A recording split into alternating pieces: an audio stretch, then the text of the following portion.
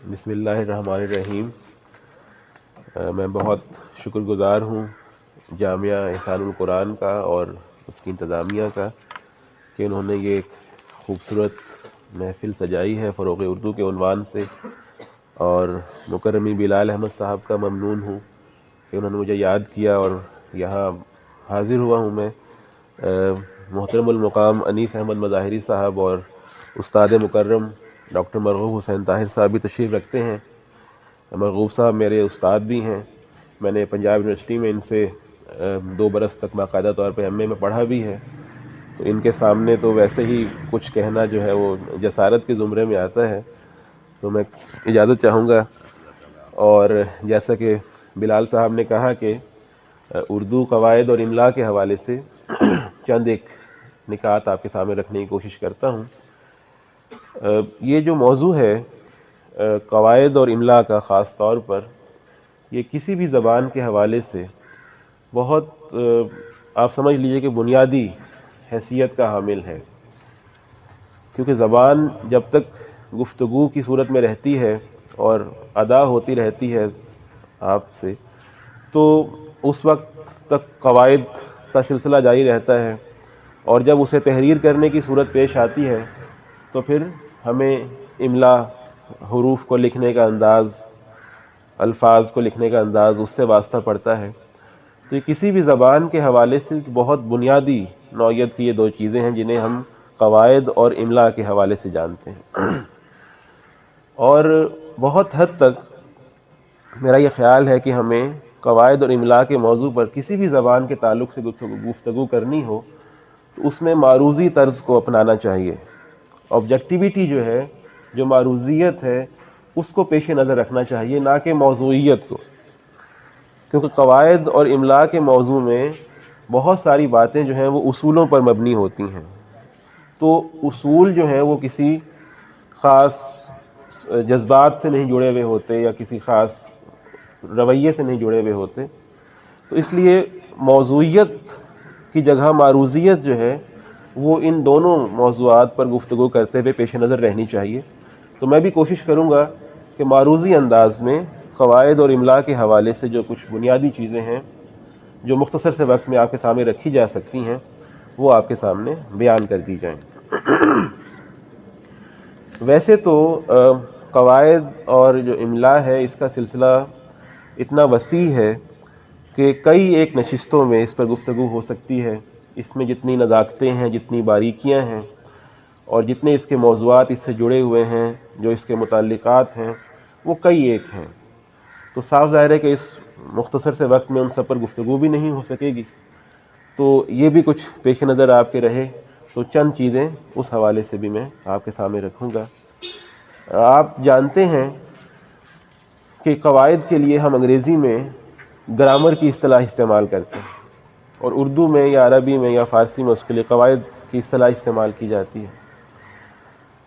اور یہ بھی ایک حقیقت ہے کہ کوئی زبان جب تشکیل پا رہی ہوتی ہے تو اس وقت اس کے کوئی متعینہ قواعد ترتیب نہیں دیے جاتے کہ ان کی روشنی میں یہ زبان تشکیل پائے۔ زبان کا تشکیل پانا ایک فطری عمل ہوتا ہے جو ایک طویل عرصے پر مشتمل ہوتا ہے، اس کے لیے کئی صدیاں چاہیے ہوتی ہیں، پھر کہیں جا کے زبان تشکیل پاتی ہے۔ اور وہ زبان جس فطری انداز پہ تشکیل پا رہی ہوتی ہے، جب وہ رائج ہو جاتی ہے اور ایک زبان کا درجہ اختیار کر جاتی ہے، تو پھر رفتہ رفتہ علماء اور ماہرین اس زبان کے قواعد کو ترتیب دیتے ہیں اور اسے ایک مزاج میں ڈھالتے ہیں۔ اس میں لفظ، الفاظ کو جوڑ کے جملے بنانا، صرف اور نحو جسے آپ جن اصطلاحوں سے جانتے ہیں، لکھا کیسے جائے گا، حروف تہجی کون سے ہوں گے، علم ہجا کے حوالے سے ساری گفتگو ہوتی ہے۔ تو یہ امر پیش نظر رہے کہ قواعد پہلے تشکیل نہیں پاتے جن کی روشنی میں زبان ترتیب دی جائے۔ زبان بذات خود ایک فطری عمل کا زائدہ ہوتی ہے، اور جب وہ رائج ہو جاتی ہے اور ایک ترقی یافتہ صورت اختیار کر لیتی ہے تو بعد میں پھر ماہرین اور علماء جو ہیں وہ قواعد ترتیب دیتے ہیں اس کی۔ اچھا، قواعد کے سلسلے میں ایک اور نقطہ بھی پیش نظر رہنا چاہیے کہ کوئی بھی ایسا امر جو انسان سے جڑا ہے کسی بھی حوالے سے، سماجی علوم سے جس کا تعلق ہے، جس کا تعلق زبان سے ہے، اسے ہم 100% کسی ایک کلیے یا کسی ایک فارمولے کا پابند نہیں بنا سکتے ہیں۔ ہم کوشش تو کرتے ہیں کہ بہت ساری چیزیں کسی ایک نظام میں ڈھل جائیں مربوط انداز میں، لیکن پھر بھی کچھ چیزیں باقی رہ جاتی ہیں جو کسی خاص اصول، کسی خاص درجے کے پابند نہیں ہوتی ہیں، جسے ہم استثناء کہتے ہیں یا مستثنیات کہتے ہیں۔ تو تمام زبانیں اس اصول پر بھی عمل پیرا ہیں کہ بلا شبہ قواعد ترتیب پا گئے، ہر چیز اس میں لکھی گئی، اصول اور ضابطے مقرر ہو گئے، لیکن جو کچھ چیزیں ایسی نکل آئیں گی یا ہوں گی جو کسی خاص اصول یا کلیے کے پابند نہیں بھی ہوں گی، تو انہیں ہم پھر مستثنیات کے طور پر دیکھتے ہیں۔ یہ بھی ہر زبان کے قواعد کا سلسلہ ہے۔ اچھا، یہاں پھر ایک سوال یہ پیدا ہوتا ہے ہمارے سامنے کہ ایک زبان، اس کا تعلق بھی قواعد سے ہی ہے کہ ایک زبان دوسری زبان سے مختلف کیوں کر ہوتی ہے۔ تو اس چیز کا علم بھی ہمیں گرامر یا قواعد زبان کو دیکھ کر پڑھ کے ہوتا ہے کہ ایک زبان دوسری زبان سے مختلف کیسے ہے۔ یہ ضرور ہے کہ بہت ساری زبانیں بہت ساری زبانوں سے اثرات قبول کرتی ہیں، وہ اثرات مختلف درجات پر ہوتے ہیں، مختلف انداز کے ہوتے ہیں، لیکن بہرحال کوئی زبان اس عمل سے بھی خالی نہیں ہے کہ اس پر کسی اور زبان کے اثرات مرتب نہ ہوئے ہوں۔ یہ لازمی سا عمل ہے اور یہ فطری چیز ہے، اور زبان کی افزائش اور ترقی کے لیے لازمی بھی ہے کہ دوسری زبانوں سے اس کا ربط ضبط رہے اور دوسری زبانوں کے اثرات اس پر مرتب ہوتے رہیں۔ تو یہاں پہنچ کے پھر ایک سوال ہمارے ذہن میں یہ پیدا ہوتا ہے کہ زبان ایک دوسری زبان سے کیسے مختلف ہوتی ہے، یا اسے ہم کیسے ایک الگ زبان قرار دے سکتے ہیں۔ یہ ماہرین لسانیات جو ہیں، خصوصاً پچھلی 1-1.5 صدی میں لنگوسٹکس کے جو شعبے میں تحقیقات ہوئی ہیں، جسے ہم لسانیات کا شعبہ کہتے ہیں، اس میں بہت تفصیل سے اس پر گفتگو ہوئی ہے کہ وہ کیا عوامل ہیں جن کی بنیاد پر ایک زبان دوسری زبان سے مختلف ہوتی ہے۔ ہمارے ہاں عمومی طور پر یہ سمجھا جاتا ہے کہ سرمایہ الفاظ کا اشتراک زبانوں کے ایک ہونے پر دلالت کرتا ہے۔ ایسا نہیں ہے۔ محض الفاظ کا مشترک ہونا دو زبانوں کے ایک ہونے یا ان کے منبع ایک ہونے کی طرف اشارہ نہیں کرتا۔ ایک طویل عرصے تک ہمارے ہاں اردو کے حوالے سے بھی یہ غلط فہمی برقرار رہی، ابھی بھی کہیں کہیں سننے کو مل جاتی ہے کہ اردو کا تعلق جو ہے وہ کوئی ایسی ہی زبان اردو ہے جو مختلف زبانوں کے ملنے سے بن گئی ہے۔ اس پر آگے مزید تفصیل سے گفتگو ہوگی۔ ایسا نہیں ہوتا۔ سرمایہ الفاظ کا مشترک ہونا اس بات کی دلیل نہیں ہے کہ وہ زبان جس زبان سے سرمایہ الفاظ لے رہی ہے اسی سے ہی اخذ کی گئی ہے یا وہاں سے ہی تشکیل پائی ہے۔ تو اب سوال یہاں پر پھر پیدا ہوا کہ وہ کیا امر ہے جو کسی زبان کو دوسری زبان سے اپنی اصل میں مختلف بناتا ہے۔ تو اس حوالے سے ہمارے بہت مشہور ایک ماہر لسانیات اردو کے گزرے ہیں، شوکت سبزواری صاحب۔ تو ڈاکٹر شوکت سبزواری نے بہت کام بھی کیا ہے اردو زبان کی اصل کے حوالے سے اور اردو زبان کے ماخذ کے حوالے سے۔ وہ لکھتے تھے، لکھا ہے انہوں نے اپنی کتاب اردو لسانیات میں، کہ جدید لسانیات کے مسلمات میں سے یہ ایک اصول ہے کہ دو چیزیں ہوتی زبان میں، ایک اس کا سرمایہ الفاظ اور ایک اصول و اصوات۔ تو جب ہم زبان کے ماخذ یا زبان کی اصل کی گفتگو کرتے ہیں تو اس وقت سرمایہ الفاظ کو ہمیں نظر انداز کرنا پڑتا ہے اور ہم اس کے اصول اور اصوات کی طرف توجہ کرتے ہیں، جسے الفاظ عامہ بھی کہتے ہیں یا الفاظ مطلقہ بھی کہتے ہیں، یعنی وہ الفاظ جو بنیاد ہے اس زبان کی، جیسے اس میں ضمیر ہے، اس میں اشارہ ہے، اعداد ہیں، اسماء موصولہ ہیں، حروف استفہام ہیں۔ یہ وہ بنیادی چیزیں ہیں جو کسی زبان کی پہچان متعین کرتی ہیں، اور اس کے بعد پھر جو الفاظ دوسری زبانوں سے اس کا حصہ بنتے ہیں ان کا سلسلہ آتا ہے۔ تو کسی بھی زبان کی اصل یا ماخذ کا اگر ذکر کرنا ہو تو سرمایہ الفاظ کی باری بعد میں آئے گی، اور جو الفاظ مطلقہ ہیں جو ابھی میں نے جن کی تفصیل بتائی ہے وہ اصل میں طے کریں گے کہ یہ زبان کہاں سے تعلق رکھتی ہے اور کیا چیز ہے۔ قواعد کا انحصار بھی یہیں سے ہوتا، اسی چیز پر ہوتا ہے، یہیں سے سلسلہ شروع ہوتا ہے آگے، ٹھیک ہے۔ سرمایہ الفاظ بعد میں سامنے آتا ہے۔ اب اردو زبان کا جہاں تک تعلق ہے، آپ دیکھیں تو اس میں قریب 20 سے زائد زبانیں ہیں جن کے الفاظ ہماری زبان میں پائے جاتے ہیں۔ عربی، فارسی تو بہت سامنے کی زبانیں ہیں، انگریزی بہت سامنے کی زبان ہے، لیکن ایسی زبانیں بھی ہیں جن کا سن کے ہمیں حیرانی ہوتی ہے کہ ان زبانوں کے الفاظ بھی اردو میں ہوں گے۔ ترکی زبان ہے، جیسے فرانسیسی زبان ہے، پرتگالی زبان ہے، تو ان زبانوں اور بہت سی دیگر زبانوں کے الفاظ بھی اردو میں مل جاتے ہیں، لیکن ان الفاظ کے اردو میں آنے کا مطلب یہ نہیں کہ یہ زبان بھی ان زبانوں سے مشترک ہے۔ تو وہ الفاظ جو مطلقہ ہیں الفاظ، ان پر یہ فیصلہ ہوتا ہے کہ اصل میں زبان کیا چیز ہے۔ تو اردو زبان جو ہے اپنی اصل میں ہندوستان کی مقامی زبان ہے، یہ کہیں کسی باہر یا کسی بیرونی خطے سے آئی ہوئی زبان نہیں ہے۔ اس کی بنیاد بر صغیر میں ہی پڑی ہے، یہیں یہ تشکیل پائی ہے اور یہیں اس کا ارتقاء ہوا ہے۔ یہ ضرور ہے کہ اس نے بڑے پیمانے پر عربی، فارسی اور دیگر زبانوں سے الفاظ اخذ کر لیے ہیں۔ اچھا، ایک چیز اور جو زبانوں کو ایک دوسرے سے ممتاز کرتی ہے اور جو بہت بنیادی بحث ہے، ماہرین لسانیات نے اس پہ بھی بہت کام کیا ہے، وہ یہ ہے کہ جملے کی ساخت کیسی ہے۔ اس حوالے سے جیسے ہم عربی گرامر میں بھی پڑھتے ہیں، اردو میں بھی پڑھتے ہیں کہ جو بہت 3 بنیادی چیزیں ہیں، فاعل، فعل اور مفعول، ان کی ترتیب جملے میں کیسے آ رہی ہے، یہ چیز بھی جو ہے وہ ہمیں بتاتی ہے کہ زبان دوسری زبان سے مختلف ہے۔ تو اس حوالے سے جو ایک اصطلاح کے طور پر لنگوسٹکس میں استعمال کیا جاتا ہے لفظ، وہ ہے SOV، سبجیکٹ، آبجیکٹ، ورب۔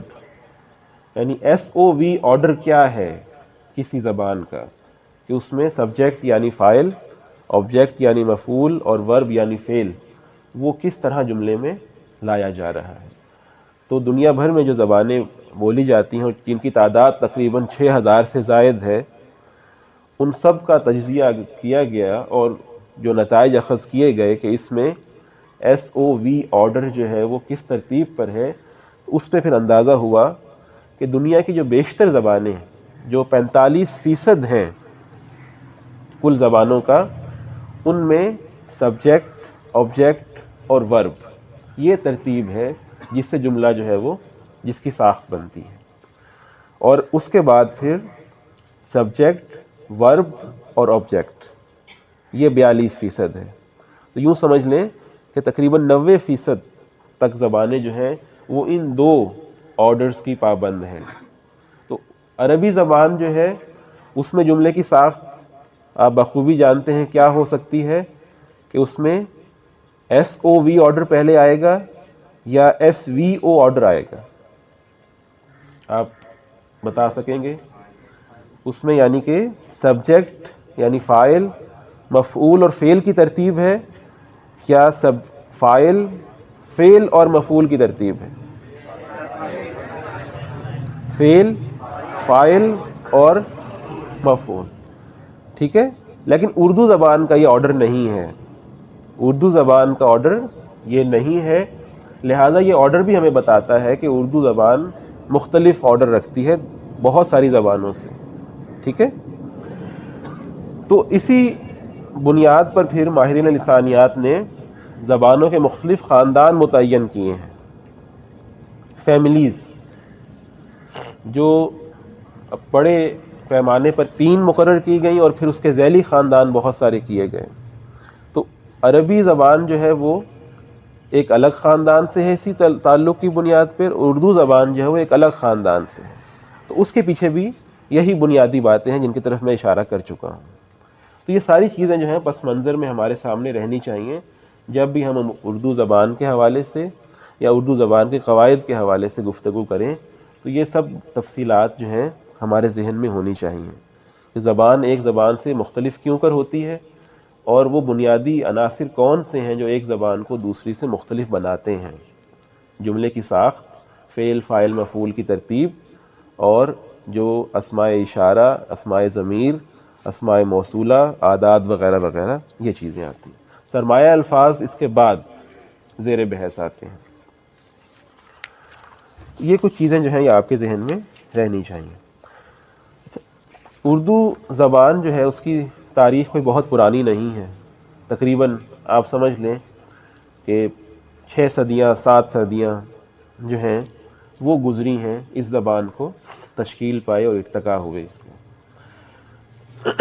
تو اس حوالے سے دنیا کی بہت ساری زبانوں کے مقابلے میں یہ بہت کم عمر زبان ہے، لیکن اس میں ہونے والی ترقی اور اس میں پیدا ہونے والا جو ادب ہے اور اس میں جو علوم لکھے گئے ہیں وہ سرمایہ اس قدر زیادہ ہو چکا ہے کہ یہ بآسانی دنیا کی کسی بھی ترقی یافتہ زبان کے مقابلے میں رکھی جا سکتی ہے۔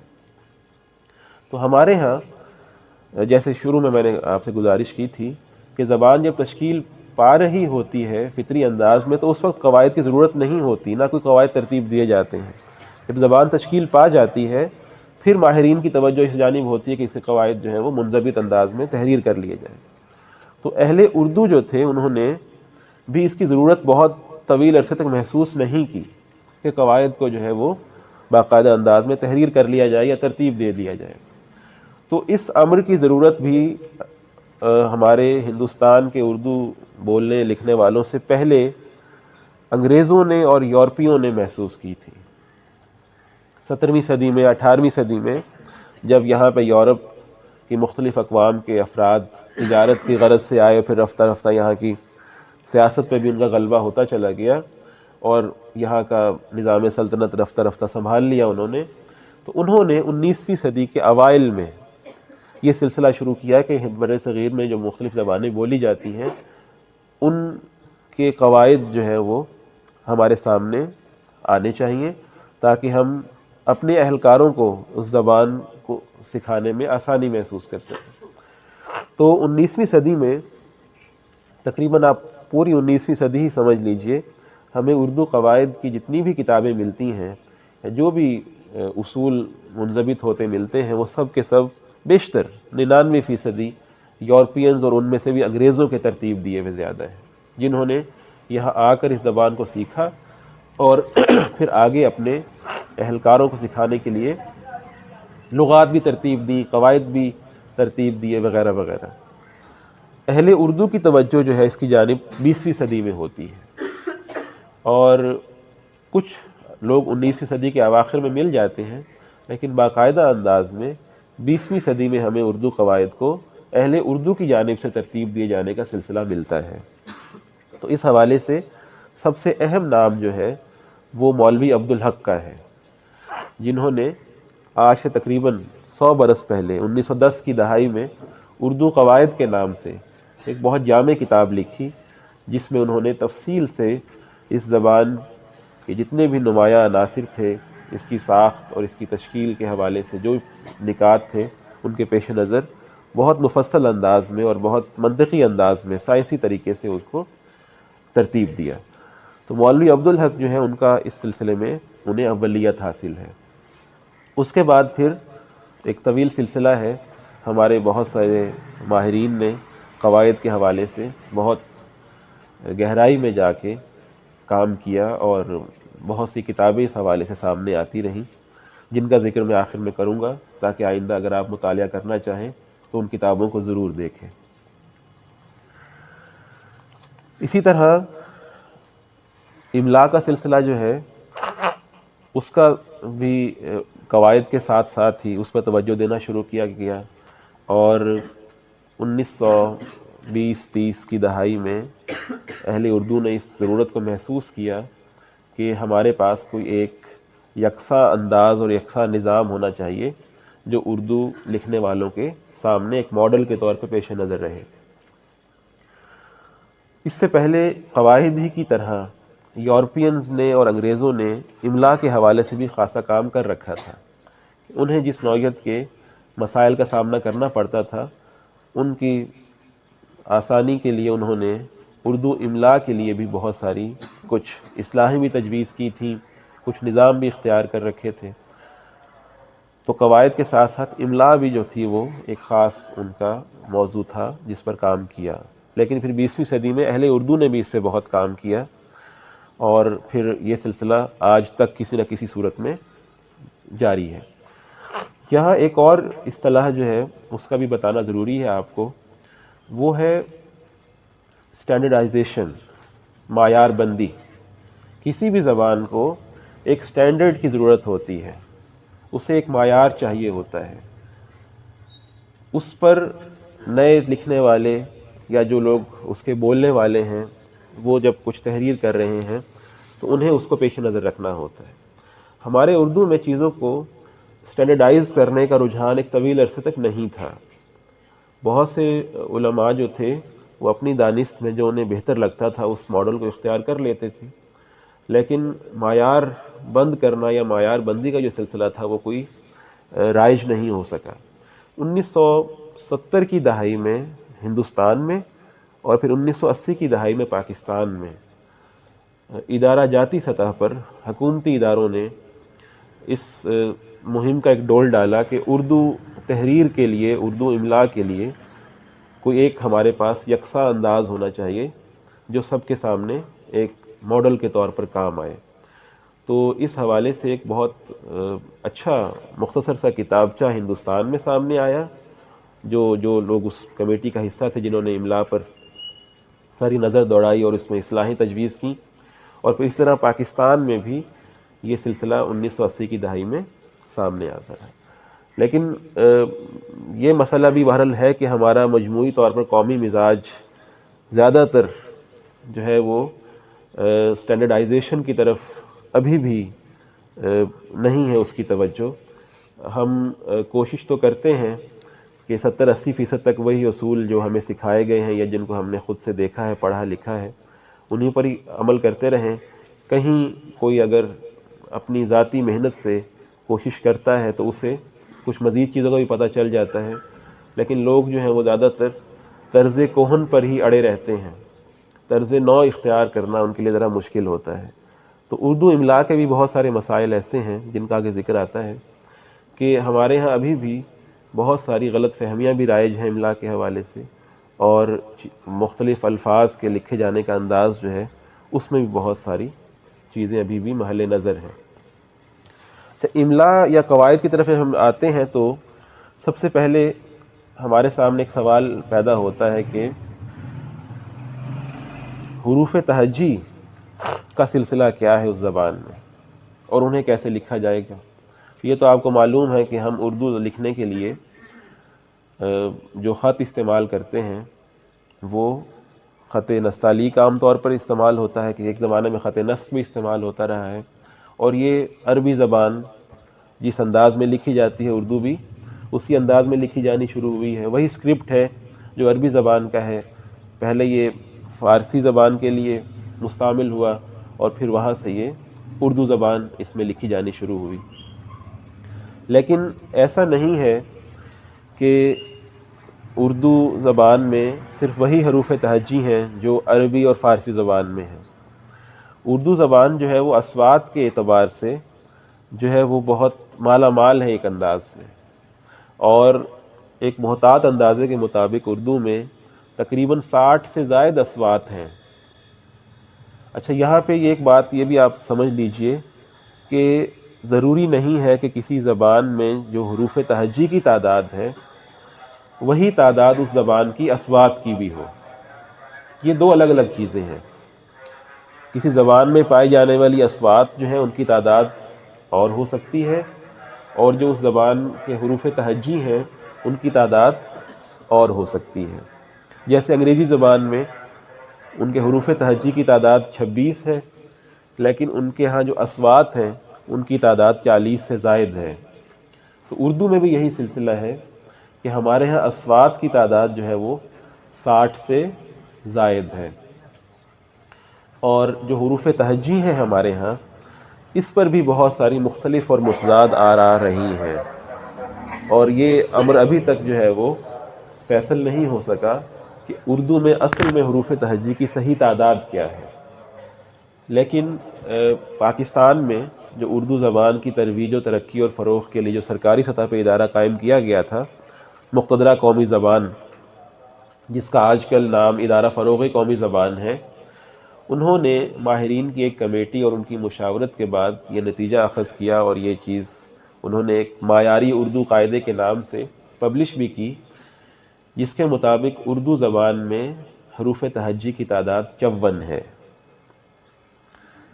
ہمارے ہاں جو بہت معروف تعداد رائج رہی ہے وہ 37-38 کی رہی ہے، لیکن مقتدرہ قومی زبان یا ادارہ فروغ قومی زبان کا جو معیاری اردو قاعدہ ہے، جو ماہرین کے کمیٹی کی مشاورت کے بعد شائع ہوا، اس کے مطابق یہ تعداد 54 بنتی ہے۔ اس میں بہت ساری ایسی آوازیں ہیں جو ہماری مقامی آوازیں ہیں، وہ آوازیں بھی ہیں جو عربی اور فارسی سے اخذ کی گئی ہیں، مستعار لی گئی ہیں، لیکن بہت ساری آوازیں ایسی جو ہماری مقامی آوازیں ہیں۔ اب عربی جو رسم الخط ہے وہ عربی کے لیے تو کفایت کرتا ہے، لیکن عربی ایک سامی زبان ہے، اردو جو ہے وہ ایک ہند آریائی زبان ہے، اور بہت ساری اصوات اردو میں ایسی ہیں جن کے لیے وہ علامتیں نہیں ہیں جو عربی کو ضرورت پڑتی ہو، تو اس کے لیے پھر ہمارے ہاں املا کے حوالے سے بہت ساری جدتیں بھی کی گئیں، انوویشنز بھی کی گئیں، اور ضرورت بھی پڑی کہ کس طرح جو ہے وہ ہم کوئی ایک ایسا نظام املا اختیار کریں جس میں یہ تمام اصوات ادا بھی ہو سکیں۔ اصوات کا سلسلہ یہ ہے کہ اصوات کو بھی 2 خانوں میں بانٹا جاتا ہے۔ کچھ اصوات جو ہیں انہیں ہم کانسوننٹس کہتے ہیں انگریزی میں، جسے مصمتہ کہتے ہیں اردو میں، اور کچھ واولز ہوتے ہیں جسے ہم اردو میں مصوتہ کہتے ہیں۔ اب اردو زبان کا سلسلہ یہ ہے کہ اس میں واولز کی یا حروف علت کی یا مصوتوں کی بہت ویرائٹی ہے، تو جس زبان میں مصوتوں کا سلسلہ وسعت کی طرف ہو، اس کے نظام املا میں یا نظام تحریر میں بھی کوئی ایسی باتیں ہونی چاہیے جو ان اصوات کو درست طور پر ادا کر سکیں۔ اب جیسے اب ہمارے ہاں اگر واولز یا حروف علت یا مصوتے کی بات کریں تو 10 سے زائد آوازیں ایسی ہیں جو حروف صحیحہ میں شمار نہیں ہوتی، جیسے زبر، زیر، پیش تو ہمارے سامنے کی باتیں ہیں، لیکن زیر، زبر اور پیش میں بھی طویل اور مختصر آوازیں ہیں، ٹھیک ہے۔ الف کی ایک طویل آواز ہے جس کو ہم الف مدہ کہتے ہیں، اور اس طرح باقی چیزیں ہیں۔ تو ان کے اظہار کے لیے بھی املا میں کچھ نہ کچھ سلسلہ ہونا چاہیے، جو عربی رسم الخط میں اس کی گنجائش کم نکلتی ہے۔ تو یہ بھی ایک چیز ہمارے ہاں پیش نظر رہی ہے لوگوں کے، کہ وہ رسم الخط جو ایک ہند آریائی خاندان سے تعلق رکھنے والی زبان کے لیے استعمال کیا جا رہا ہے، وہ اصل میں ایک اس زبان سے مستعار لیا گیا جو سامی خاندان کی زبان ہے، جس میں مصوتوں کی جو آوازیں ہیں ان میں اتنی ویرائٹی نہیں ہے۔ تو بہرحال اس کے باوجود ہمارے جو متقدمین تھے انہوں نے خاصی محنت کر کے اس کے بھی بہت سارے حل تجویز کیے ہیں، اور ایسا نہیں ہے کہ ہم اب اپنے رسم خط میں تمام آوازوں کا اظہار نہ کر سکتے ہیں۔ کچھ اعراب کی صورت میں اور کچھ حروف کی صورت میں ہم کچھ نہ کچھ سلسلہ کر لیتے ہیں۔ ہمارے ہاں پھر جو مقامی اصوات کی میں نے بات کی، وہ ایک بہت ہمارا ایک طرح سمجھ لیں کہ اردو کا اصل سرمایہ بھی ہے، وہ خصوصاً وہ آوازیں جن کو ہم ہائیہ آوازیں کہتے ہیں، جن کو 2 چشمی ہے کے ساتھ عام طور پر لکھا جاتا ہے۔ انگریزی میں ان کو کہتے ہیں اسپائریٹڈ ساؤنڈز۔ جیسے اب ایک آواز ہے بے کی، تو اگر اس میں آپ پھیپھڑوں سے نکلنے والی ہوا کا زور لگا کے اس کو ادا کرتے تو وہ بھے ہو جائے گی، تو اب بھے جو ہے یہ ایک اسپائریٹڈ ساؤنڈ ہے، جو ہماری اردو کی آپ یہاں کی یعنی بر صغیر کی آواز ہے، اس کا عربی اور فارسی سے تعلق نہیں ہے۔ ایسی ہمارے ہاں 15 آوازیں ہیں، تو ان کا اظہار جو ہے وہ 2 چشمی ہے کے ساتھ کیا جاتا ہے۔ پھر ایک یہ سلسلہ ہمارے ہاں رہا ہے کہ دو چشمی ہے کا استعمال بہت بعد میں ہمارے ہاں رائج ہوا ہے. پہلے ہے ایک ہی انداز پہ لکھی جاتی تھی جس کو کوہنی دار ہے کہتے ہیں، جس کو جو جیسے لفظ ہاتھی لکھتے ہیں یا لفظ لاہور لکھتے ہیں جو اس میں ہے آ رہی ہے. تو وہ آوازیں جو ایسپائریٹڈ ساؤنڈس تھیں وہ بھی اسی ہے کے ساتھ لکھی جاتی تھی. تو یہ بھی شعور رفتہ رفتہ پیدا ہو گیا ہے ہمارے ہاں کہ جو ایسپائریٹڈ ساؤنڈز ہیں، جو خاص ہماری یہاں کی مقامی آوازیں ہیں، ان کے حوالے سے بھی تحریر میں خاص اہتمام کیا جائے اور انہیں دو چشمی ہے کے ساتھ جو ہے وہ لکھا جائے. یعنی جہاں نان ایسپائریٹڈ ساؤنڈ ہے کی، وہاں پر وہ کوہنی دار ہے کے ساتھ ہی لکھی جائے گی جیسے لاہور ہے یا ہاتھی ہے. تو لیکن جہاں یہ ہائیہ آواز ہوگی وہاں اس کا دو چشمی ہے کے ساتھ اظہار کرنا ضروری ہے. تو اردو حروف تہجی میں کا جو نظام ہے اس میں 54 ہمارے پاس لیٹرز ہیں، الفابیٹس ہیں، اور اس میں سے 15 یہ ہیں جن کو ہم مرکب اصوات بھی کچھ لوگوں نے کہا ہے، اور کچھ لوگ اس کو جو ہے وہ باقاعدہ طور پر حروف تہجی کا حصہ تعداد میں شمار نہیں کر کے مانتے. کچھ لوگ مانتے بھی ہیں، لیکن اگر ہم اس کو شامل کر لیں تو پھر یہ تعداد 54 ہو جاتی ہے. اس کے بعد ایک چیز جو ہمارے پیش نظر رہنی چاہیے وہ ہے کہ جب ہم لفظ املا یا اصطلاح املا استعمال کرتے ہیں اس سے مراد کیا لیا جاتا ہے، تعریف کیا ہے اس لفظ کی یا اس اصطلاح کی. تو ہمارے اردو میں رشید حسن خان ایک بہت معروف محقق اور مدون گزرے ہیں. انہوں نے اردو زبان اور املا کی باریکیوں پر بھی بہت کام کیا ہے. ان کی کئی ایک کتابیں ہیں جو لسانی مسائل کے حوالے سے ہیں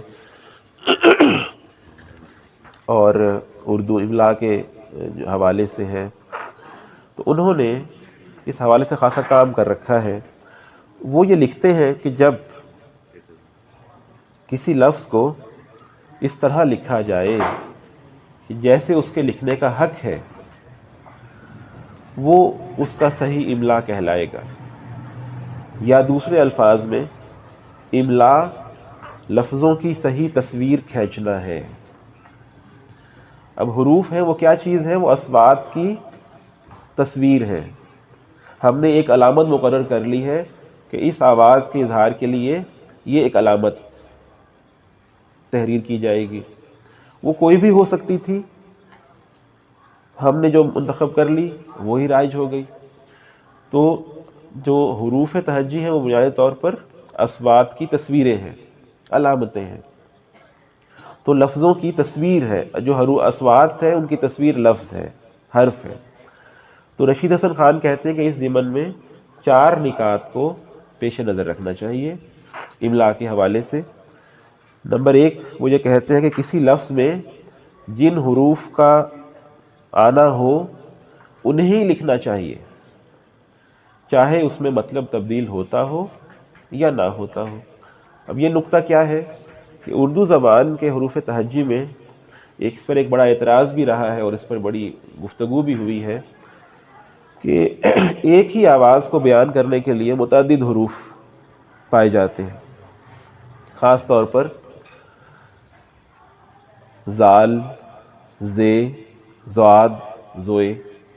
اب اردو زبان کی حد تک ان کو بولنے میں کوئی بہت زیادہ فرق نہیں روا رکھا جاتا، اور بولتے وقت ان چاروں حروف کی آوازیں تقریباً یکساں ہی سننے کو ملتی ہیں. تو لہٰذا بہت سے لوگوں نے وقتاً فوقتاً یہ تجویز بھی دی کہ جب آواز ایک ہے تو اس کے لیے 4 حروف کے رکھنے کی کیا ضرورت ہے، کوئی ایک ہی ان میں سے اختیار کر لیا جائے. لیکن چونکہ ان حروف کی وجہ سے بہت سارے الفاظ جو ترکی اور عربی اور فارسی سے مستعار ہیں ان کا مفہوم اور ان کی روایت میں جو ہے وہ خلل آتا ہے، تو وہ تو ہمیں موجود رکھنے ہی ہوں گے ہر صورت میں. لیکن بہر ان کی آواز بہت ملتی جلتی ہے اور اردو بولنے والے بھی بہت اس میں فرق کرتے بھی نہیں ہیں. تو پہلا نقطہ وہ یہ بیان کرتے ہیں املا کے حوالے سے کہ کسی لفظ میں جن حروف کو آنا چاہیے وہی لکھے جائیں.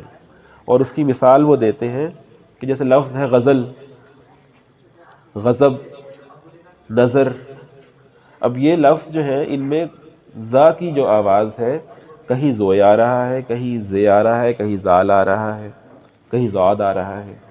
تو بے شک آپ بولتے ایک ہی نوعیت سے ہیں، لیکن آپ کو لکھنا وہی ہے جو اصول کہتا ہے کہ ہاں یہاں پر زوئے آئے گا، یہاں پر زاد آئے گا اور یہاں پر زے یا زال آئے گا. انگریزی میں بھی یا دیگر زبانوں میں بھی یہ صورتحال جو ہے وہ ہمیں ملتی ہے. اور جو میں نے شروع میں آپ سے کہا تھا کہ بہت ساری چیزیں ایسی ہوتی ہیں جو استثناء جن کو حاصل ہوتا ہے مستثنیات میں شامل ہوتی ہیں. اچھا، اس کے ساتھ ساتھ ایک اور چیز جو قواعد اور املاء کے حوالے سے ہمیں زبان کو مطالعہ کرتے ہوئے پیش نظر رکھنی چاہیے، وہ چلن اور روایت بھی ہے. بعض اوقات اصول اپنی جگہ پہ درست ہوتا ہے، لیکن چلن اور رواج اور روایت جو ہے وہ اپنی جگہ اہم ہوتی ہے. آپ کو اسے بھی دیکھنا ہے. لازمی نہیں ہے کہ آپ ہر چیز جو ہے وہ اصول کے پیمانوں پر ہی جانچنا پرکھنا شروع کر دیں. جیسے اب انگریزی میں اسی نقطے کو اگر میں بیان کروں تو لفظ ہے جیسے سی، SEA بمانی سمندر، اسے بھی سی بولا جائے گا. سی بمانی دیکھنا، SEE، وہ بھی وہی بولا جائے گا. اور سین منظر، SCENE بھی ایک طرح بولا جاتا ہے. لیکن تینوں جگہوں پر ان کا لکھے جانے کا انداز مختلف ہے. الفابیٹس وہی استعمال کیے جا رہے ہیں جو وقت کے ساتھ رائج ہو چکے ہیں. آواز بھلے ایک ہی ہے. اس طرح آپ اور بھی مثالیں لے سکتے ہیں. تو آپ کو دنیا کی تقریباً بڑی زبانوں میں، ہر زبان میں یہ چیزیں ملیں گی کہ اصوات کا سلسلہ مختلف ہے، چلن اور رواج کا سلسلہ کچھ اور ہے. تو اردو میں بھی بے شک یہ آواز یوں ہی ادا کی جا رہی ہے، لیکن بہرحال اس میں آپ کو وہ اصل حرف جو اس کے لیے استعمال ہونا چاہیے اسی کو ہی لے کر آنا ہے. اچھا، اس میں یہ ہے کہ پھر مطلب بھی بدل سکتا ہے کہ اگر آپ کسی حرف کو کسی دوسرے حرف سے تبدیل کر دیتے ہیں تو مطلب بھی تبدیل ہو سکتا ہے اور ہو بھی جاتا ہے. جیسے اب لفظ ہے دانا. اب دانا کا مطلب عقل مند ہے، اور اگر آپ اس کی آخری الف کو ہے سے بدل دیں گے تو وہ دانا ہو جائے گا، تو وہ ایک اور مطلب میں استعمال ہوتا ہے. تو کہنے کو یہ صرف الف یا ہے کی تبدیلی ہے، اور بعض اوقات بولنے میں بھی الف اور ہے میں اتنا فرق بھی نہیں سننے کو ملتا یا نظر آتا، تو لیکن اس میں معنی تبدیل ہو جاتا ہے. تو اس طرح کے مسائل بھی جو ہے وہ حروف کو بدلنے سے املاء میں پیش آتے ہیں. اب اس طرح لفظ ہے زہرا اور زہرا، ٹھیک ہے. تو اب زہرا جو ہے اس کے آخر میں الف آ رہا ہے اور زے پہ زبر ہے، اور زہرا میں زے پر پیش ہے اور آخر میں ہے آ رہی ہے، تو مطلب تبدیل ہو جاتا ہے. یہ مسائل بھی اس میں سامنے آتے ہیں. تو اس لیے پہلا نقطہ رشید حسن خان نے یہی لکھا ہے کہ جن حروف کو کسی لفظ میں آنا چاہیے وہی لکھے گئے ہوں، چاہے مطلب تبدیل ہوتا ہو یا نہ تبدیل ہوتا ہو. دوسرا نقطہ وہ یہ بیان کر رہے ہیں کہ کسی لفظ میں حروف کو جس ترتیب کے ساتھ آنا ہو اسی ترتیب کے ساتھ لایا جائے. جس ترتیب سے کسی حرف کو آنا ہے لفظ میں، املاء کا اصول ہے کہ اسی ترتیب سے ہی اس میں آئے گا وہ. اردو میں یہ مسائل تھوڑے سے پیچیدہ اس حوالے سے ہو جاتے ہیں کہ کچھ آوازیں ہمارے ہاں اعراب کی ایسی ہیں، یا کچھ ایسی آوازیں جن کو ہم انگریزی میں نیزل ساؤنڈز کہتے ہیں، جو ناک سے ادا ہوتی ہیں، ان کے لکھنے میں بعض اوقات یہ ترتیب کا مسئلہ پیش آتا ہے کہ پہلے کس آواز کی نمائندگی کی جائے گی. جیسے لفظ ہے منہ اور میہ، یا لفظ ہے مہندی. اب لفظ مہندی کو ادا کریں گے تو ہمیں یہ بہت مشکل ہے سمجھنا کہ پہلے جو ہے وہ ہے ادا ہو رہا ہے یا پہلے غنائی آواز آ رہی ہے، نیزل ساؤنڈز آ رہی ہیں، ٹھیک ہے. تو اس طرح کے جو الفاظ ہیں اس میں جو ترتیب ہو جس حرف کے آنے کی اس کو ہی پیش نظر رکھنا چاہیے. پھر ایک تیسری چیز جو رشید حسن خان نے املاء کے حوالے سے بہت بنیادی بیان کی ہے، اور اردو زبان اپنے رسم خط کی وجہ سے بہت اس میں نزاکت پائی جاتی ہے، وہ ہے کہ نقطے درست جگہ پر موجود ہوں. ٹھیک ہے, یہ تیسرا اصول ہے کہ نقطے اپنی اپنی جگہ پہ درست طور پہ موجود ہونے چاہیے. وہ بہت مشہور آپ نے سنا ہوگا شعر یا مصرع, ہم دعا لکھتے رہے وہ دغا پڑھتے رہے. ٹھیک ہے, تو محرم سے مجرم بھی ہو جاتے ہیں. تو وہ ایک نقطے کا جو فرق ہے, ہونا یا نہ ہونا یا اس کی جگہ تبدیل ہو جانا, اس سے کتنا بڑا فرق پیدا ہو جاتا ہے. اور اردو میں خاص طور پہ یہ مسئلہ بھی ہے کہ حروف کی شناخت جو ہے وہ نقطوں کے سبب ہی ہوتی ہے. بہت سے حروف کی شناخت وہ بظاہر تو ایک ہی طرح لکھے جا رہے ہیں, جیسے بے, پے, تے, ٹے, سے. اب دیکھنے کو تو ایک ہی انداز میں لکھے جا رہے ہیں, لیکن نقطوں کی تعداد اور جو اس کی مقام ہے اس سے وہ حرف جو ہے وہ بدل رہا ہے, اس کی آواز تبدیل ہو رہی ہے. جیم, چے, ہے, خے ہے, یہاں بھی نقطے ہی فیصلہ کر رہے ہیں کہ یہ کیا آواز ادا کی جائے گی اور لفظ میں کہاں کیسے لکھا جائے گا. تو یہ بھی املا کا ایک بہت بنیادی اصول ہے. جیسے ایک بہت مشہور ہمارے فارسی کے شاعر بھی گزرے ہیں اور نظام الدین اولیاء رحمۃ اللہ علیہ کے بہت قریبی مرید بھی تھے, حسن سجزی. تو ان کا درست نام ہے سجزی, حسن سجزی, لیکن جملوں کے نقطوں کے جگہ بدلنے سے رفتہ رفتہ وہ سنجری لکھا اور پڑھا جاتا رہا ہے. تو اگر آپ لکھ کے دیکھیں تو سجزی, سین, جیم, زے اور یہ, تو نقطوں کا جو آنا ہے, اور سنجری لکھ کے دیکھیں تو بہت قریب ہے ایک دوسرے سے. جو نقطوں کا صحیح طور پر مقام ہے اس کو ملحوظ خاطر رکھیں گے تو پھر ایسی چیزیں سامنے نہیں آتی ہیں. یا وہ ایک لفظ اور جس کی مثال انہوں نے دی ہے کہ نبی کا لفظ ہے اور بنی کا لفظ ہے, تو جو نکات کے آگے پیچھے ہونے سے لفظ ہی اور معنی ہی تبدیل ہو جاتا ہے. تو یہ بھی ہمارے خصوصاً اردو املا میں بہت بنیادی چیز ہے جس کا خیال ہمیں رکھنا چاہیے. یہ نقطے جو ہے وہ اپنی اپنی جگہ پہ درست جگہ پر ہوں. اسی طرح ایک اور چیز جو اردو املا سے خاص ہے وہ ہے کہ حروف کی ترسیمی شکلیں. ترسیمی شکل کیا ہے کہ اب جب آپ اس کو مکمل صورت میں لکھ رہے ہیں کسی حرف کو, حروف تہجی کو, تو وہ تو اور انداز میں ہے, لیکن جب آپ ان کو ملا کے لکھیں گے پھر وہ اپنی شکلیں تبدیل کر دیں گے.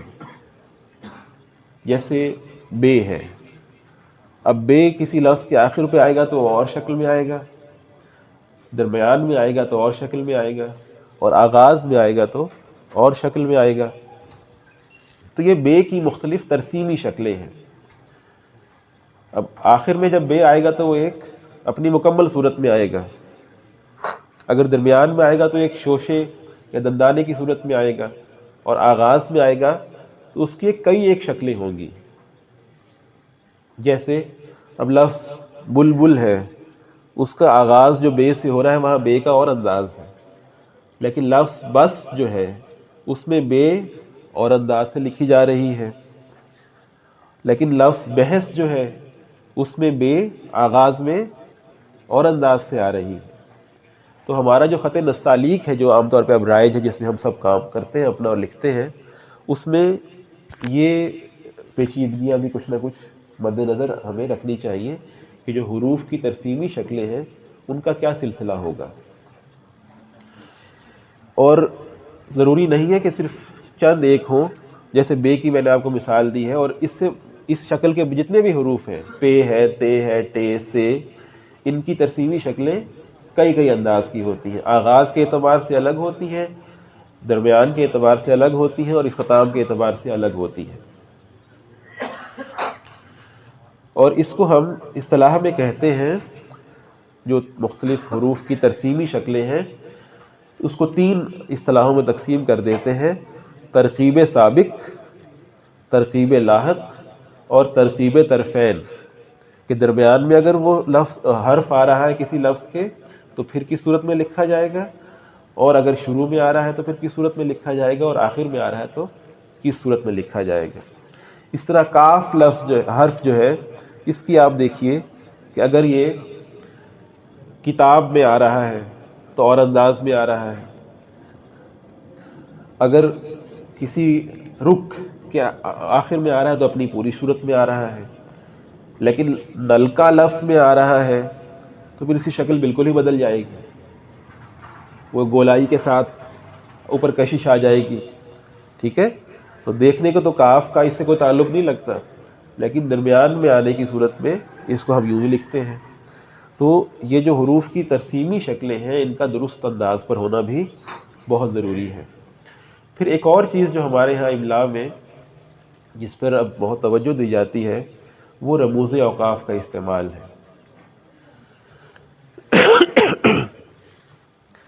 اب رموز اوقاف یا جن کو انگریزی میں ہم پنکچویشنز کہتے ہیں، اس کا درست استعمال بھی لکھنے والے کو سیکھنا بہت ضروری ہے، کیونکہ درست جگہ پہ اگر رموز اوقاف آئیں گے تو جملہ اپنا مطلب درست دے پائے گا، نہیں تو اس کے مطلب میں کوئی نہ کوئی خلل واقع ہو سکتا ہے. تو رموز اوقاف کا استعمال جو ہے اس حوالے سے بھی ہمارے ماہرین نے کافی کام کر رکھا ہے. جیسے مولوی عبدالحق نے اپنی کتاب جو جس کا ذکر ہوا اردو قواعد میں سب سے پہلے رموز اوقاف کی اہمیت پر جو ہے وہ زور دیا، اور پھر مختلف رموز اوقاف جو ہمارے ہاں استعمال ہوتے ہیں یا کیے جا سکتے ہیں ان کی ایک تفصیل بھی وہاں دی، جس کے مطابق 9 یا 10 علامتیں ایسی ہیں جن کو ہم عموماً رموز اوقاف کی صورت میں اپنی تحریر میں استعمال کرتے ہیں. انگریزی زبان میں جب ہم جملہ مکمل کرتے ہیں تو وہاں ایک فل سٹاپ لگا دیتے ہیں، لیکن اردو میں جب ہم جملہ مکمل کرتے ہیں تو نقطہ نہیں لگاتے، ایک ڈیش یا لکیر چھوٹی سی لگا دیتے ہیں جس کو ہم اصطلاح میں ختمہ کہتے ہیں. اب چونکہ اردو میں حروف میں نقطے بہت پائے جاتے ہیں، اس لیے ہم جملہ ختم کرتے ہوئے نقطہ نہیں لگائیں گے، بلکہ وہاں پہ ایک ڈیش یا جس کو اصطلاح میں ہم ختمہ کہتے ہیں وہ لگا دیں گے. تو اسی طرح قوما ہے جس کو ہم سکتہ کہتے ہیں رموز اوقاف کو ڈسکس کرتے ہوئے، اس کا استعمال اس طرح بہت سوچ بچار کے ساتھ ہوتا ہے. اس طرح استفہامیہ ہے کہ آپ جب کچھ سوال پوچھ رہے ہیں یا کوئی سوالیہ انداز ہے تو پھر آپ سوالیہ نشان یا استفہامیہ نشان کا جو استعمال کرتے ہیں. پھر اسی طرح ندائیہ کی علامت ہے یا فجائیہ کی علامت ہے، جب آپ کسی سے مخاطب ہوتے ہیں یا اپنے جذبات کا اظہار کرتے ہیں تو اس وقت ایک خاص علامت جو ہے ایک لکیر اور اس کے نیچے ایک نقطہ اس کا استعمال کرتے ہیں، تو اس کو ہم ندائیہ یا فجائیہ کہتے ہیں. یہ کچھ واوین کا استعمال ہے جب ہم کسی چیز کو ممیز کرنا چاہتے ہیں، اور یا ہم کسی بعض اوقات کسی لفظ کا متضاد معنی لینا چاہتے ہیں، لکھتے کچھ ہیں لیکن معنی کچھ اور اخذ کرنا چاہتے ہیں، کسی کو بتانا چاہتے ہیں کہ مطلب اس کا یہ نہیں ہے کچھ اور ہے، تو بھی واوین کا استعمال کرتے ہیں. پھر اس طرح قوسین کا استعمال ہے کہ آپ جملہ لکھتے وقت بیچ میں کسی چیز کی وضاحت ضروری سمجھتے ہیں تو پھر آپ بریکٹس میں یا قوسین میں وہاں پر اس چیز کو لکھ دیتے ہیں کہ جملے کا ربط بھی نہ ٹوٹے اور آپ کی وضاحت بھی جملے کا حصہ بن جائے. تو یہ کچھ چیزیں جو ہیں یہ علامتیں زیادہ استعمال ہوتی ہیں ہمارے ہاں. کچھ علامتیں اور بھی ہیں، تو یہ اسے ہم رموز اوقاف کے نام سے جانتے ہیں یا پنکچویشنز کے نام سے جانتے ہیں. اب سلسلہ یہ ہے کہ ہمارے ہاں اردو میں ابھی اتنا شعور اس چیز کا نہیں ہے، لیکن بہرحال رموز اوقاف پر اگر توجہ دی جائے تو آپ کو خود احساس ہوگا کہ آپ کی تحریر میں جو ہے وہ اس کے مطلب میں بہت صفائی واقع ہو گئی ہے، اور آپ زیادہ وضاحت کے ساتھ اپنی بات پہنچا سکتے ہیں دوسرے تک. اسی طرح یہاں پر ایک چیز اور ہے جس کا تعارف میرا خیال ہے ضروری ہونا چاہیے، آپ خود سے بھی دیکھ لیجئے گا بعد میں. وہ بلکہ دو چیزیں ہیں جن کا تعلق بہت قریبی ہے. ایک ہے نقل حرفی، کہ جب ایک زبان کی آواز کسی دوسری زبان میں جاتی ہے تو اسے کیسے ظاہر کرنا چاہیے. جیسے اب ہم عمومی طور پر اردو کے بہت سے الفاظ انگریزی حروف میں لکھتے ہیں، ہماری جو خصوصاً سوشل میڈیا پہ یا واٹس ایپ پر گفتگو ہوتی ہے عمومی معاشرے میں وہ رومن انداز میں ہی ہوتی ہے. لکھ ہم اردو رہے ہوتے ہیں لیکن ہم اس کے لیے لیٹرز جو ہے وہ انگریزی کے استعمال کر رہے ہوتے ہیں. اسے نقل حرفی کہتے ہیں کہ جب آپ ایک زبان کو کسی دوسری زبان کے خط میں لکھیں گے تو پھر کن اصولوں کا خیال رکھنا چاہیے. تو وہ بھی ضروری چیز ہمارے لیے اب بن چکی ہے کہ جب ہم کسی اپنی زبان کو یا عربی زبان کو، اردو زبان کو خصوصاً رومن لیٹرز میں لکھنا چاہیں گے تو اس کے بھی کچھ اصول متعین کیے گئے ہیں. تو اس کو انگریزی میں ہم کہتے ہیں ٹرانسلیٹریشن. نقل حرفی کو انگریزی میں کہیں گے ٹرانسلیٹریشن. تو ٹرانسلیٹریشن کے بہت سے اصول ہیں جو مقرر ہیں، ان کا بھی خیال رکھنا چاہیے جب آپ اپنی آوازوں کو، اپنے الفاظ کو رومن لیٹرز میں منتقل کر رہے ہوں. وہ بھی بہت ضروری چیز ہے. تو یہ کچھ چیزیں تھیں، اور کچھ کتابیں ہیں جن کا ذکر ضروری ہے. جیسے میں نے آپ کو کہا کہ رشید حسن خان نے بہت کام کیا ہے اس حوالے سے، ہماری زبان کی صحت کے حوالے سے، املاء کے حوالے سے. تو وہ کتابیں آسانی سے مل بھی جاتی ہیں ہمارے ہاں اردو بازار سے اور مختلف دکانوں سے. تو اس حوالے سے ان کی کچھ کتابیں ہیں. اردو کیسے لکھیں، اسی طرح ہے عبارت کیسے لکھیں، انشاء اور تلفظ، یہ بھی کتاب کا عنوان ہے. زبان اور قواعد. تو یہ ان کتابوں کا مطالعہ بھی بہت مفید ہوگا آپ کے لیے. بہت ساری غلط فہمیاں جو ہیں ان کا وہ دور ہوگی آپ کو اس کو پڑھ کے. اس طرح مولوی عبدالحق کی کتاب اردو قواعد کا ذکر آیا ہے، اس کو بھی دیکھ لینا چاہیے قواعد اور املاء کے حوالے سے. پھر ہندوستان میں جو ایک یکسانیت پیدا کرنے کی کوشش کی گئی تھی اردو املاء میں، وہ تمام سفارشات جو ہیں وہ املاء نامہ کے نام سے مل جاتی ہیں کتابی صورت میں. وہاں سے بھی بہت ساری چیزیں معلوم ہو سکتی ہیں. اور اس کے علاوہ ایک بہت اچھی کتاب ہے، مختصر سی ہے، اردو صرف و نحو کے نام سے محمد انصار اللہ صاحب کی لکھی ہوئی. وہ بھی پاکستان سے شائع ہوئی بھی ہے. ویسے انصار اللہ صاحب تو علی گڑھ میں استاد تھے اردو کے، لیکن یہ کتاب پاکستان سے بھی چھپ چکی ہے. تو اردو صرف و نحو بھی جو ہے وہ طلبہ کے لیے بہت مفید ہے بنیادی قواعد سمجھنے کے حوالے سے. تو یہ کچھ چیزیں جو ہیں وہ ضرور دیکھ لینی چاہیے. یہ کچھ سلسلہ تھا جو مختصر سا میں نے آپ کے سامنے رکھا ہے املاء کے حوالے سے اور قواعد کے حوالے سے. یہ کچھ سوالات ہیں.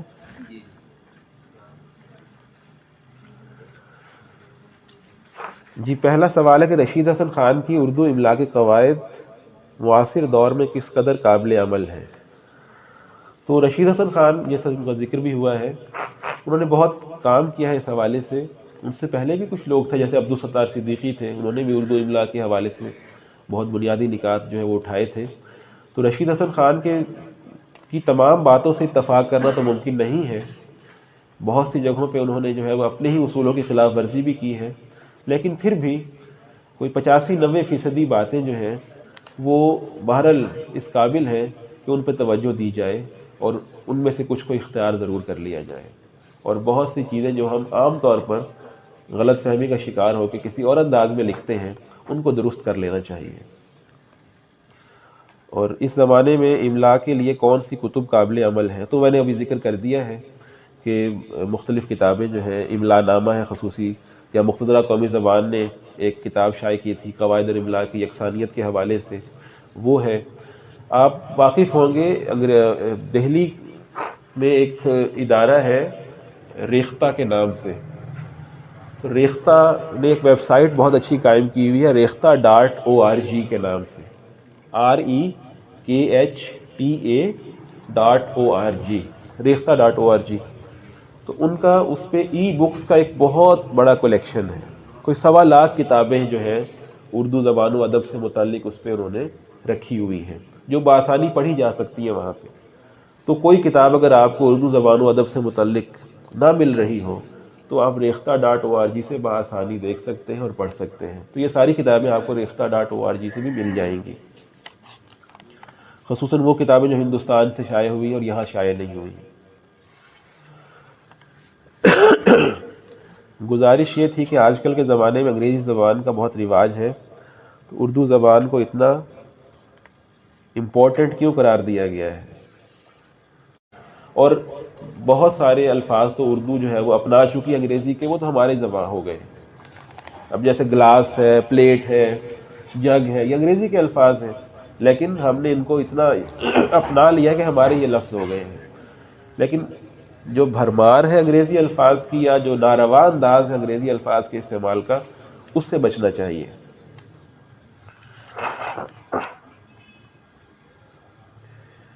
جمع الجمع کا اردو طور پہ بہت زیادہ لوگوں کو اس کا نہیں معلوم، اور جن الفاظ کے حوالے سے ہے وہ عربی کے الفاظ ہیں، تو اس میں بھی یہ ہے کہ ہم چونکہ اردو میں واحد اور جمع کا جو ہے وہ قواعد میں پایا جاتا ہے سلسلہ، تو اس لیے ہم ان کو جمع میں ہی شمار کرتے ہیں۔ اب جیسے اخبار لفظ ہے، اب یہ جمع الجمع ہے، تو اس میں جو ہم اس کو بلکہ واحد ہی استعمال کر لیتے ہیں، تو وہ قاعدہ بدل گیا، جو اس کا عربی کا قاعدہ تھا اب اردو میں آ گیا، تو اس کا قاعدہ اردو کا ہی کا ہو گیا۔ خواتین و حضرات مخاطب کرنے کے لیے الفاظ درست ہیں، حضرات مرد عورت دونوں کے لیے استعمال ہو سکتا ہے۔ یہ بھی میرا خیال ہے سوشل میڈیا پہ کوئی کلپس وائرل ہوتے رہتے ہیں کہ حضرات سے مراد جو ہے وہ تمام حاضرین ہی ہیں، تو اس میں چاہے مرد ہو یا خواتین، بل اس میں کوئی مذائقہ نہیں ہے، آپ خواتین و حضرات کہہ لیں یا محض حضرات کہہ لیں۔ اردو زبان کیسے وجود میں آئی، اس کے پس منظر پر روشنی ڈالنی، یہ ایک بہت طویل بحث ہے، لیکن بہرحال یہ یہاں کی زبان ہے، اور یہ تصور کہ اردو ایک مخلوط زبان ہے یا اردو ایک لشکری زبان ہے، یہ درست نہیں ہے۔ کوئی زبان مخلوط نہیں ہوتی، کوئی زبان لشکری نہیں ہوتی۔ 4 زبانوں کے بولنے والے مل کے 5ویں زبان نہیں بنا سکتے، نہ بنتی ہے۔ زبان کا ڈھانچہ جو ہے ایک فطری انداز میں تشکیل پاتا ہے رفتہ رفتہ، اور پھر دوسری زبانوں کے اثرات اس پہ پڑتے رہتے ہیں، تو اردو کے ساتھ بھی ایسا ہی ہوا ہے۔ سر میں اسی لیے نہیں سر میں مزید اس پہ نہیں آ رہا، تو بس میں نہیں سر نہیں، میں معذرت چاہتا ہوں، وہ میں نے اسی لیے کہا کہ یہ ایک الگ موضوع ہے جس پر جو ہے وہ بہت تفصیل سے بات ہو سکتی ہے۔ تو بہت شکریہ آپ لوگوں نے، آپ نے جو ہے وہ اتنا وقت جو ہے مجھے سنا، اور یقیناً اس موضوع پر اتنی باتیں کرنے کی گنجائش ہے کہ اس طرح کی کئی نشستیں بھی ناکافی ہیں، تو میں مشکور ہوں اور ممنون ہوں انتظامیہ کا بھی اور آپ تک لوگوں کا۔ شکریہ۔